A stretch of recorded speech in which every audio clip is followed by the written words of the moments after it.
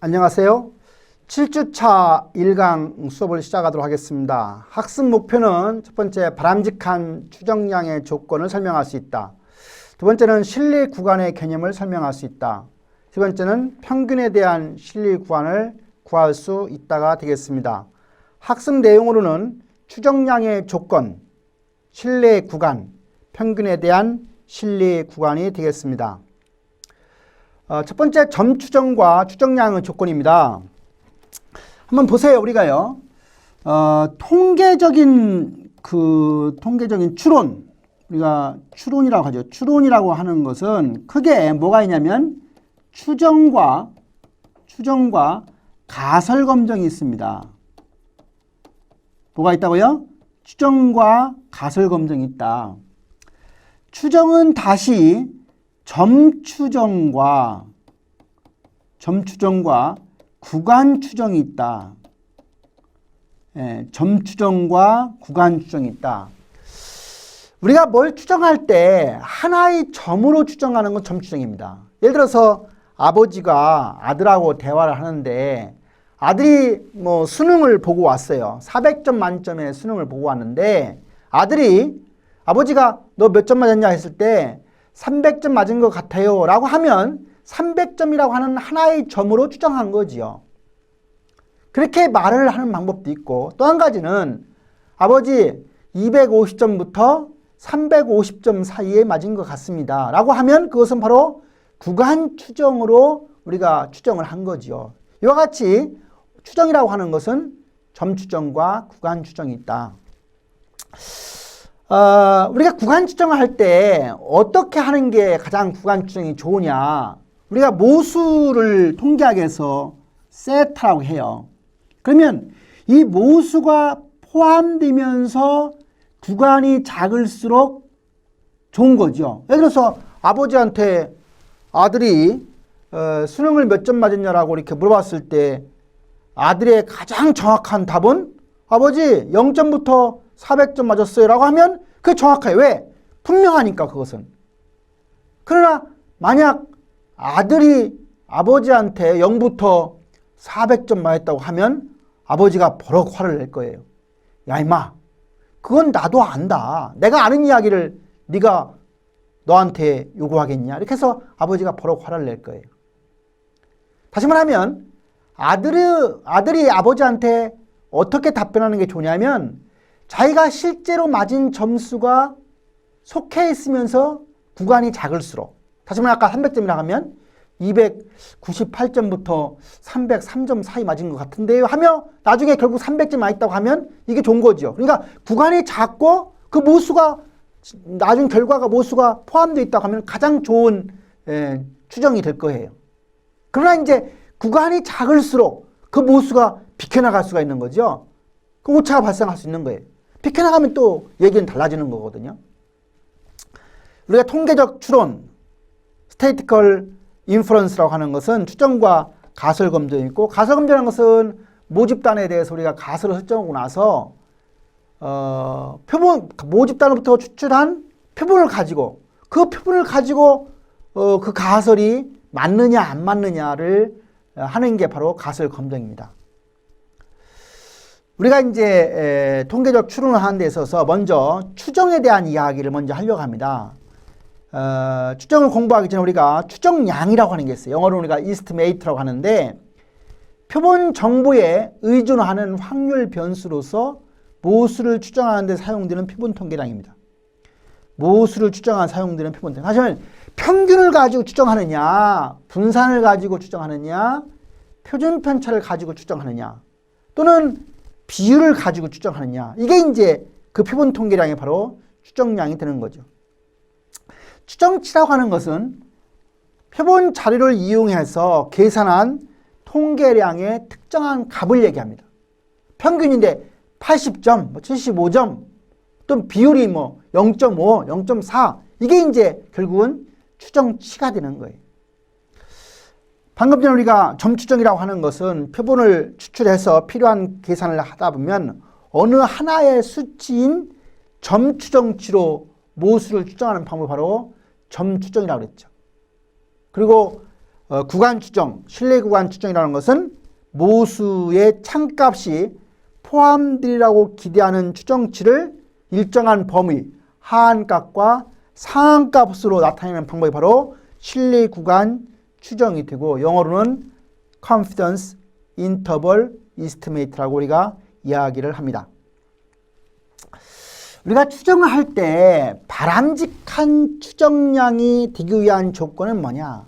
아주 시험 문제 자주 나오고 적어도 우리가 통계학을 배웠다고 하면 바람직한 추정량의 조건 정도는 입에서 술술 나와야 돼요. 첫 번째가 뭡니까? 불편성입니다. 불편성은 바이아스라고 하는 게 우리가 편의라고 해요. 편의.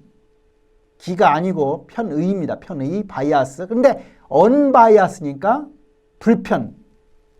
편이 옆으로 치우치지 않았다. 그러니까 여기서 추정량의 기대치가 모수의 값과 같다. 우리가 추정량을 우리가 세타 해시라고 표현해요. 통계학에서는요. 그러면 이 추정량의 기대값 expect가 뭐와 같다? 모수와 같다. 그래서 세타 해시에 대한 평균값, 기대값이 모수와 같게 되면 그게 바로 불편성이다. 불편성이다. 다시 말하면 우리가 S의 제곱 이 표본 분산의 기대값이 모 분산과 같게 되면 이 표본 분산은 모 분산의 불편 추정량이죠. 불편 추정량. 여러분들 앞에서 기억할지 모르겠지만 이 모 분산을 쓸 때의 공식은 뭐였어요? 라지 n분의 서메이션 xi 마이너스 뮤의 제곱 이렇게 구했고 그리고 표본 분산을 구할 때는 어떻게 했어요? n-1의 서메이션 xi 마이너스 x바의 제곱했지. 그때 이제 이게 뭐 표본 평균이고 뮤와 x바 그렇지만 이거는 왜 n-1을 하고 이것은 그냥 n으로 나누는가 하는 것은 바로 s제곱의 기대값이 이거와 같아지려고 하면 n-1로 해야 같아지는 거예요. 우리 교과서 끝날 때 6장 끝 부록 부분에 이게 나와 있는데 여러분들 한두 개 보시고 하여튼 n-1을 하는 이유는 표본 분산의 기대값이 모 분산과 같게 해주기 위한 방법이다. 두 번째 우리가 효율성이라고 하는 것은 추정량 중에서 최소의 분산을 가지는 추정량입니다. 최소의 분산을 가지는 추정량. 우리가 그림을 그리면 이런 형태의 그림이 있고 이런 형태의 그림이 있다고 하면 당연히 A가 B보다 분산이 작은 거죠. 분산이 작아야 효율성이 있다는 얘기예요. 그 얘기는 뭐냐면 우리가 분산이 작아야 추정을 하는데 맞을 가능성이 많다는 것 같습니다. 세 번째 일치성은 표본의 크기 n이 증가함에 따라서 추정량의 모수에 접근하여서 일치하게 되는 추정량입니다. 모집단이 100개가 있고 표본이 결국은 100개에 근접해 가게 되면 일치성이 있다. 문제는 뭡니까? 결국은 일치성을 올리려고 하면 표본의 개수가 많아야 되고 표본의 개수가 많다는 얘기는 시간이 많이 걸리고 비용이 많이 걸리는 거죠. 다시 말하면 우리가 표본 추출의 필요성, 표본 추출의 타당성이 결국은 일치성 때문에 항상 우리가 고민을 하는 거죠. 너무 많은 모집단을 다 분석하려고 하면 시간과 비용 많이 드는데 그럼 표본 추출할 필요 없는 거 아니냐. 네 번째 우리가 바람직한 추정량의 네 번째 조건은 충족성입니다. 표본 자료가 모수에 대한 모든 정보와 지식을 포괄적으로 요약해주는 추정량이다. 그럼 무슨 말이냐면 우리가 모집단의 평균을 우리가 추정하려고 하면 뭘 가지고 추정해야 돼요? 모집단의 평균을. 표본의 평균을 가지고 한다거나 또는 뭐 표본의 중앙값을 가지고 한다거나 표본의 최빈값을 가지고 한다거나 그랬을 때 모집단의 평균은 표본의 평균이 가장 충족성이 있다라고 할 수 있는 거죠. 그처럼 우리가 표본 자료가 모수에 대한 모든 정보와 지식을 잘 포괄해주는 그렇게 요약해주는 추정량이 뭔가 그걸 잘 택하는 것이 바로 충족성이다. 그래서 바람직한 추정량이 되기 위한 조건은 불편성, 효율성, 일치성, 충족성이 되겠습니다. 그래서 우리가 여기 지금 모수를 우리 아까 세타라고 표시하고 추정량을 세타 해시라고 표현하면 표본 평균 x바를 구하는 이유는 모평균 μ를 추정하려고 하는 것이요. 표본 분산 S2를 구하는 것은 모분산 시그마2를 추정하려고 하는 것이고 표본 표준편차 S를 구하는 이유는 모표준편차 시그마를 추정하기 위한 것이고 그렇죠? 표본 비율 P의 햇을 구하는 이유는 모수 P를 모비율 P를 추정하려고 우리가 구하는 것이 아니냐. 그렇다고 하면 X반은 모평균의 우리가 추정량이라고 우리가 볼 수가 있습니다. 이렇게 해서 우리가 점추정에 대한 이야기를 마치고요. 그 다음에 신뢰 구간의 개념에 대해 설명하도록 하겠습니다. Confidence interval이죠. 신뢰 구간을 추정한다는 이야기는 모수가 포함되리라고 보는 그러한 범위를 실수할 확률을 가지고 제시함으로 해서 추정치에 대한 불확실성을 표현한다. 이 말은 무슨 말이냐면 어떤 값을 갖다가 모수값이 포함되도록 하한값과 상한값을 가지고 결국은 추정하려고 하는 것이다.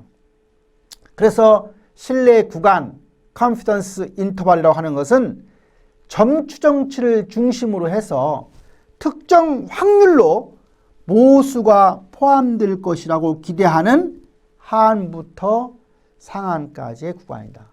그래서 1-알파라고 하는 게 신뢰 수준, 신뢰도라고 한다고 하면 95%의 신뢰 수준으로 뭘 부과한다고 하면 5%는 틀릴 가능성이 있는 거죠. 그게 뭐냐면 100번 했을 때 95번은 하한과 상한값 안에 들어가고 5번은 하한을 넘어가든 상한을 넘어가든 그 양쪽으로 넘어간 것을 보태면 5번이 된다. 5%는 된다. 그 얘기입니다. 뭐가요? 1-알파인 신뢰 수준, 신뢰도가 95%라고 하는 말은 100번을 했을 때 95번은 하한과 상한값 안에 들어가고 5번은 밖으로 나가는 것을 더한 것이다. 그래서 우리가 신뢰 하한과 신뢰 상한을 confidence limit, 신뢰 한계라는 표현을 씁니다. 신뢰 구간이라고 하는 것은 바로 신뢰 수준 또는 신뢰도를 얘기하는 건데 미지의 모수의 창값이 그 신뢰 한계 안에 포함될 확률을 얘기합니다. 아까 설명한 걸 다시 한번 설명해요. 모수 뮤에 대한 95%의 신뢰 구간이라고 하는 말은 무슨 말이냐면 모수 이 뮤 평균 이것이 이 구간 속에 들어갈 확률이 95%라는 것을 의미하지 않고 표본의 크기를 n을 반복해서 추출하는 것으로 설정할 때 그 100개의 신뢰 구간 중에서 95개는 모수 뮤를 포함하고 5개, 5% 정도는 포함하지 않을 수 있다고 하는 의미다.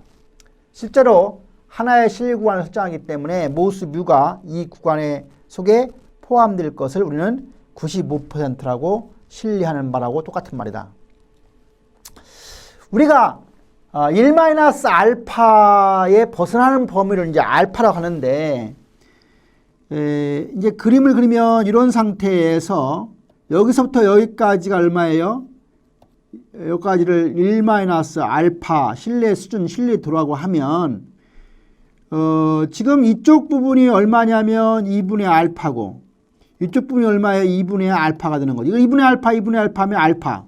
그래서 1-알파에 알파를 더하면 결국 1이 되는 거죠. 우리가 이 x축과 이 곡선으로 둘러싸인 면적 또는 확률은 1이기 때문에 여기서부터 여기까지가 1-알파면 이쪽이 2분의 알파, 이쪽이 2분의 알파가 되어서 두 개를 더하면 알파가 되고 1이 된다. 그래서 1-알파 부분을 우리는 신뢰 수준 또는 신뢰 도라하고 이쪽에 나와 있는 그 알파를 우리는 오차율이라고 칭한다. 이 오차율 알파의 값이 작을수록 신뢰 수준은 높게 드는 거죠. 그래서 신뢰 구간의 폭도 결국은 증가한다. 신뢰 구간이 폭이 증가한다는 이야기는 모수를 포함할 확률이 커진다는 얘기예요. 아까 뭐 수능 봤을 때 100점부터 400점이라고 하면 다 포함 100%가 포함되는 것 같죠. 보통 우리가 알파가 0.05라고 하면 95%의 신뢰 구간이라고 볼 수가 있는 겁니다. 신뢰 구간의 설정입니다. 오차의 한계라고 하는 것은 표본 오차로서의 표본 평균과 모평균 사이의 차이죠. 그래서 우리가 신뢰 구간 추정치의 한계라고 하는 것은 점 추정으로 했을 때 플러스 마이너스 오차 한계의 부분을 얘기하는 거죠. 그래서 오차 한계는 점 추정인 경우에 이 G값으로 우리가 표시를 하는 게 됩니다. 무슨 말이냐면 이렇게 해서 여기서부터 여기까지가 90, 0.95다라고 하면 우리가 G값을 볼 때는 여기는 얼마 봐야 돼요? 0.975가 되는 거죠. 왜? 이 부분이 0.025이니까 0.025, 0.0, 0.05, 0.05에다가 0.9를 더하면 1이 되는 것이고 그래서 0.975가 되는 값이 1.96이죠. 여기가 뭐예요? 마이너스 1.96이죠. 1.96이 뭐예요? 이게 G란 얘기지, G값. 그래서 여기 G라는 게 그런 얘기입니다. G는 임계치 또는 우리가 신뢰 요인이라고 하는데 오차율 또는 신뢰 수준에 따라서 결정된다. 그 무슨 말이냐면 0.95인 경우는 이제 마이너스 1.96이 되는데 만약 이제 0.99가 된다 하면은 여기가 2.57이 되거든요. 만약 이것이 0.90이라고 하면 양쪽이 얼마 0.05씩이니까 1.645가 되는 거죠. 결국 우리가 1-알파가 90%냐 95%냐 99%냐에 따라서 G값이 달라지는 거죠. 우리가 모집단의 표준 편차 시그마를 아는 경우는 즉 모집단에는 정규분포한다. 그리고 모집단 표준 편차 시그마를 알고 있다고 하면 모평균의 신뢰 구간을 이렇게 구하면 돼요. 뭐 어렵지 않죠? X바.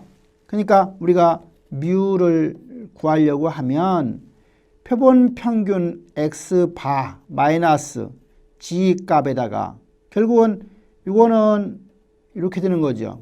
왜? 아까 앞에서 우리가 표본 평균의 표준 편차는 n분의 이거 있기 때문에 그래서 여기는 X바 플러스 G 값 곱하기 루트 n에 이렇게 되는 거죠. 이게 결국은 신뢰 구간이고 이 값이 확률로 하면 1-알파가 되는 거예요. 알파가 되는 거예요. 알파가. 그 이야기를 하고 있고요. 이게 이제 1-알파가 신뢰 수준이 되는 것이고 이거 여기가 2분의 알파, 이쪽이 2분의 알파가 되는 것이고. 예. 그래서 결국은 여기가 0.95냐, 여기서 0.95냐, 0.99냐, 0.99냐에 따라서 우리가 G값이 결정이 된다 하는 얘기가 되겠습니다. 앞에 설명한 게 이거죠. 그러니까 모집단 뮤 평균을 추정하려고 하면 표본 평균에다가 마이너스, 표본 평균에다가 플러스를 해주는 부분이고 이게 모평균 뮤에 대한 신뢰 구간이죠. 그래서 오차의 한계라고 하는 것은 G값에다가 루트 n 곱하기 시그마 이걸 곱해서 우리가 오차의 한계가 구해지는 거죠. 그리고 0.90인 경우는 우리가 알파가 양쪽으로 해서 0.10이니까 2분의 알파는 0.05가 되고 보관법을 하면 1.645 정도가 정확하게 답이 나옵니다. 0.95인 경우는 1.96, 그 다음에 0.99인 경우는 2.57. 되게 뭐 6까지는 안 쓰고 2.57이라는 숫자가 많이 쓰고 0.98 같은 경우는 별로 쓰지 않는 데이터인 경우입니다. 반면에 우리가 모집단의 표준 편차 시그마를 모르는 경우, 모르면서 소표본인 경우는 어떻게 하느냐. 가정은 똑같아요. 모집단의 정규분포 이룬다. 모집단 모표준 편차 이거를 모른다 하는 경우. 모르고 또 n인수가 30보다 작다. 30은 포함 안 됩니다. 29 이렇게 20번. 그런 경우는 어떤 형태에 취하느냐? T분포에 해당이 됩니다. T분포. T분포 아까 했죠? 고셋, 스튜던트 분포, 표준정규분포보다 납작한 분포. 그래서 그 T분포의 T통계량 값은 이렇게 표시합니다. X바 마이너스 X바에 대한 뮤는 루트 N의 S값. 아까 우리가 G통계량이라고 하면, 이런 경우에 G통계량 하면 루트 N에 뭐가 됐어요? 이렇게 됐고, X 마이너스 뮤 이런 상태가 됐었죠. 네? 근데 이제 지금 이게 T통계량이 하니까 여기 S가 바뀐 것만 차이가 있습니다. 그 다음에 T분포는 자유도가 N-1은 T분포를 갖다가 따르게 됩니다. 이 문제는 아까 했던 그 모집단 표준 편차를 아는 경우에 해당이 되는 거에 대한 거고요. 모집단 표준 편차를 모르는 경우, 소수부분인 경우는 T분포를 간다 했으니까 T분포의 특징을 다시 보면 T분포는 표준정규분포와 같이 평균 0을 중심으로 좌우 대칭이다. 이런 형태의 분포를 취하는 게 T분포다. T분포의 밀도 함수는 표준정규분포보다 큰 분산이다. 그러니까 표준정규분포가 이 정도의 분포라고 하면 T분포는 이렇게 좀 더 납작해서 분산이 크다 하는 얘기입니다. 동일한 실리 수준에서 T통계량을 사용한 실리 구간의 범위는 G통계량 사용 시보다 넓은 게 특징이고요. T분포는 자유도에 따라서 모양이 바뀌는데, 다시 말하면 N- 자유도가 클수록 정규분포에 근접해 간다 하는 얘기가 되겠습니다. 자유도가 증가할수록 T분포는 표준정규분포에 근접한다. 바로 그 얘기입니다. 표준 편차 시그마를 모르는 경우 소표 보는 건데, T분포를 보는 방법이 있어요. 우리 교과서를 한번 볼까요? 우리 교과서 322페이지가 정규분포가 나오는 거고 323페이지가 T분포가 나오는 경우예요. T분포를 정규분포하고 전혀 다릅니다. T분포에서는 그 알파 값하고 자유도 값을 가지고 두 개가 마주치는 점을 가지고 읽으면 돼요. 그래서 알파가 0.05이고 자유도가 3인 경우는 얼마 이렇게 해서 우리가 오른쪽 꼬리 면적을 가지고 이제 계산합니다. T분포의 어떤 실리 구간을 구하는 방법은 뮤를 구하려고 하면 X반은 똑같죠. 근데 이제 T분포의 G값 대신에 T로 바뀌었고, 그 다음에 여기 시그마 대신에 S로 바뀌는 게 차이가 있습니다. 이게 이제 T분포를 이용한 모평균 뮤에 대한 실리 구간을 구하는 공식이 되겠습니다. 지금 우리가 6장 교과서 6장을 공부하고 있는데, 우리 6장에서 이런 걸 공부했습니다. 통계적 추론에는 뭐가 있다겠죠? 통계적 추론은 크게 추정과 가설검정이 있다. 가설검정은 뭐가 있어요? 가설검정은 모집단에 대해서 가설을 설정하고 나서 모집단으로부터 추출한 표본을 가지고 그 가설의 진위 여부를 결정하는 게 가설검정이고, 추정은 점추정과 구간추정이 있다. 그래서 점추정과 구간추정이 있다. 점추정은 하나의 점으로 추정하는 것이고, 구간추정은 하한값, 상한값에 대한 걸로 우리가 컴피턴스 레벨 인터벌을 그런 건데, 우리가 추정량이라고 하면, 추정량은 표본 정보에 의존하는 확률 변수로서 모수를 추정할 때 사용하는 통계량, 표본 통계량, 그러니까 평균이냐, 분산이냐, 표준 편차냐, 비례 이걸 얘기하는 것이고, 점추정이라고 하는 것은 하나의 수치인 점으로 모수를 추정하는 거다. 그러니까 수능 점수 몇 점 맞았냐 했을 때 400점 만점인 경우에 300점 맞았다, 200점 맞았다, 290점 맞았다 하는 게 하나의 점으로 얘기하면 점추정이고, 그것을 구간으로 얘기하면 실리구간 추정치다. 이게 모수의 참값이 포함되리라고 기대하는 추정치를 일정한 범위, 하한과 상한으로 추정하면 그것은 실리구간 추정이다. 이제 요 장에서 제일 중요한 내용은 추정량이 되기 위한 조건이에요. 추정량이 되기 위한 조건. 그래서 우리가 첫 번째는 불편성이라고 했어요. 그래서 불편성을 통계학 기호로 표현하면 뭐라고 했어요? 추정량을 우리가 세타 햇이라고 표현하는데, 이 세타 햇의 기대값이 모수 세타와 일치하게 되면 이것이 바로 불편 추정량이다. 그러면 우리가 차이가 뭘까요? 세타 햇의 기대값 마이너스 세타, 이게 바로 바이아스예요. 바이아스.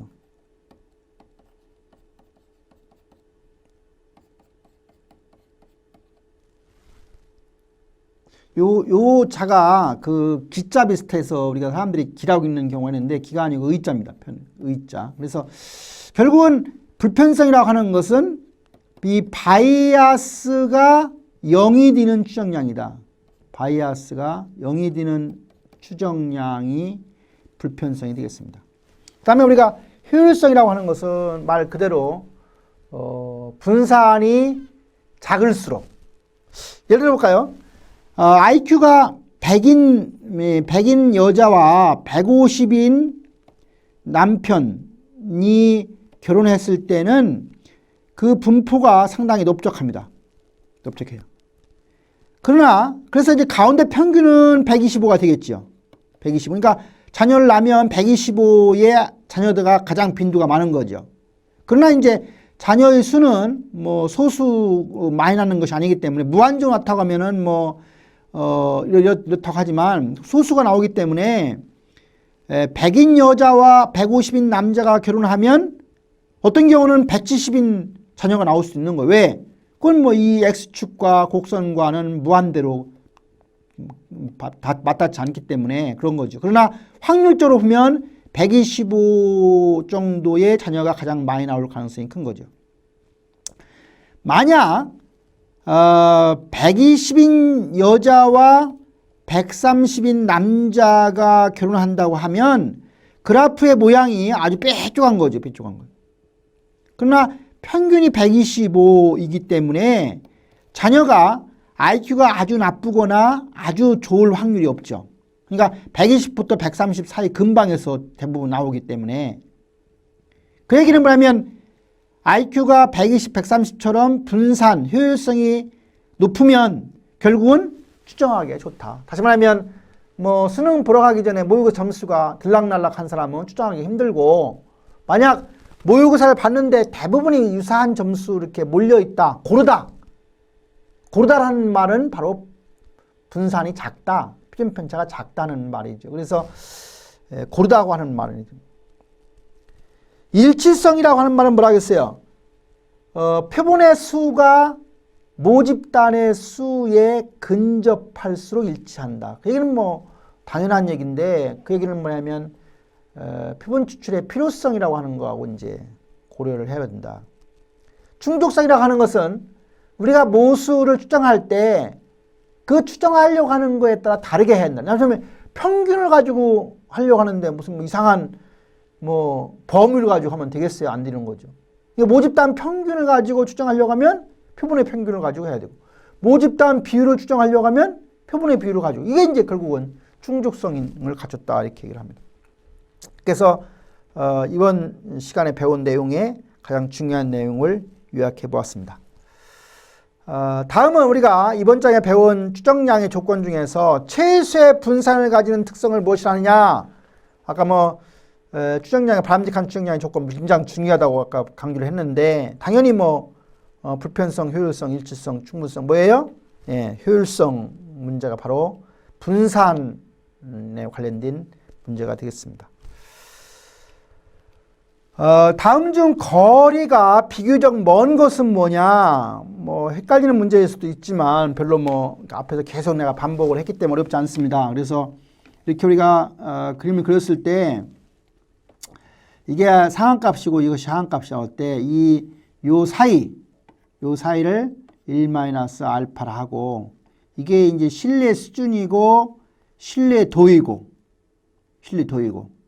그 다음에 이 부분이 2분의 알파, 이 부분의 알파에서 알파라고 하는 것은 오차율에 해당이 되어서 이 문제의 정답은 신뢰도, 신뢰 수준 1-알파는 같은 내용이고 오차율이 다른 내용이다. 그래서 이번에 답은 4번으로 오차율 파시면 알파를 얘기하는 거니까 4번을 찍은 사람이 잘 공부를 한 내용이 되겠습니다. 이렇게 해서 이번 주 강의 마치겠습니다. 수고 많으셨습니다.